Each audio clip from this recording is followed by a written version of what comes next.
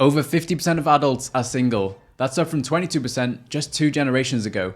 If you're watching this video, chances are you fit into the above statistic and you're ready to make a big change. In this video, we're going over 3 habits that are maybe keeping you single and how you can change those in order to turn your dating life around. Number 1 is you're probably making a habit of dating the wrong people. I'm sure you've experienced it, the 1 to 2 month relationship. You meet someone, you go on a few dates, things are exciting, you're thinking this person's the one. You find yourself texting all the time because the connection's there, the attraction's there, the chemistry's there, right? You think finally, all those shitty relationships from the past is now behind me because I've found someone that's fully committed. You get so excited and attach yourself to this person. You get butterflies every time they message you. But then a few weeks pass and something changes. They're not texting you as much. They're replying a little bit slower. Maybe they're not calling you before bed anymore. This happens so often, but people rarely know why it happened. They then turn the attention to themselves, overthinking, thinking, what did I do? You pull yourself apart trying to find your mistakes and your imperfections. But I guarantee you, 99% of the time, it has nothing to do with you and everything to do with them. Because what generally happens at the 1 to 2 month stage is things start getting serious. And the moment it starts getting serious, all their insecurities, their traumas, their attachments, their wounds from past relationships all come to the surface. They then have a decision to make. Are they going to face that stuff or are they going to run in the opposite direction?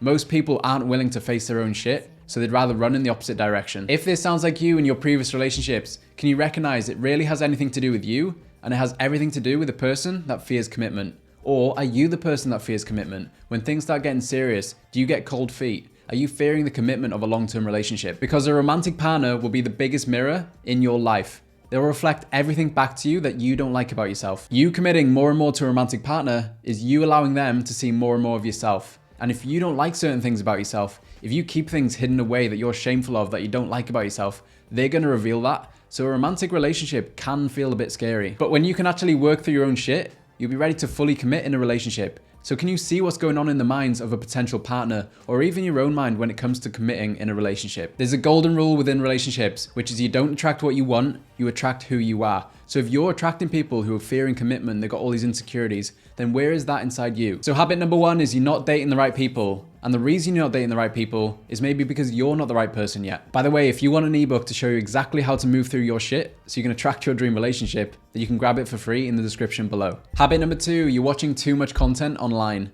You haven't got your own opinions or thoughts anymore. Society and the media are literally teaching men and women to be oppositions. The whole manosphere red pill community is having men consume content like watch feminists get destroyed in an argument. It's teaching men that women are the enemy. And then the dark side of feminism is teaching women that men are worthless. To prioritize your own career, to be equal or better than men in every single way. Can you see how toxic it is for the current dating landscape? All that stuff is just noise, but you've been consuming it so much that you've forgotten what you even want in the first place. But it's so addicting, right? There's so much controversy, there's so much anger, there's so much passion, there's so many causes that you want to get behind. When you see someone doing something dumb, you're so desperate to call it out. When you see Jordan Peterson out negotiating with a feminist, men get behind that. When you see a woman on TikTok call a man a misogynist, women get behind that. It's become so us versus them. But the thing is, people look for drama to avoid looking at their own life. So you must create a life you actually enjoy. Otherwise, you'll keep looking for drama on the internet to fuel your passion for life. The only way to solve this is to shut out the noise and actually decide what you want.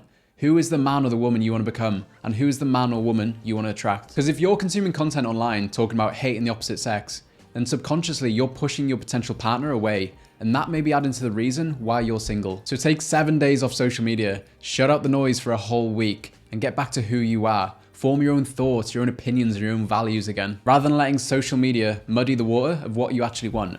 By the way, if you like this style of content, hit that subscribe button. There's weekly free videos on all things mastering your relationships. And then lastly, the third habit you may be doing is having a poor relationship with rejection and failure. A lot of men I coach, their biggest fear is rejection. But the things you fear are the things that hold the greatest power over you. Fear is false evidence appearing real. Think about it, your brain's main job is survival, is to keep you safe, right? It loves predictability, it loves certainty, it loves consistency. So when you do things, you stay in your comfort zone because it's predictable, right? Because your brain knows it's keeping you safe. Then when you approach a potential mate, the outcome's not certain, it's not predictable, right? And then this fear starts snowballing and taking more and more power away from you and makes you less and less courageous when it comes to approaching a potential mate. But when you can change your relationship to failure and rejection, this is when you can make real change in your love life. If you hang around the barbershop long enough, you'll get a haircut. So always put yourself out there, always be interviewing, put yourself in positions where you're more likely to meet the right person. If you want to meet someone that goes to yoga, then go to yoga and start conversations. If you want to meet someone that's in business, go to networking events and make conversations. Your relationship with failure will determine your relationship with success. So put yourself out there as much as possible. See rejection as feedback rather than a personal attack that there's something wrong with you. So habit number 1, start dating the right people by becoming the right person. What stuff do you need to work through? Habit number 2, stop consuming content online, especially from the feminist and the manosphere. All you're doing is pushing your potential partner further away. Habit number 3, change your relationship with failure and rejection.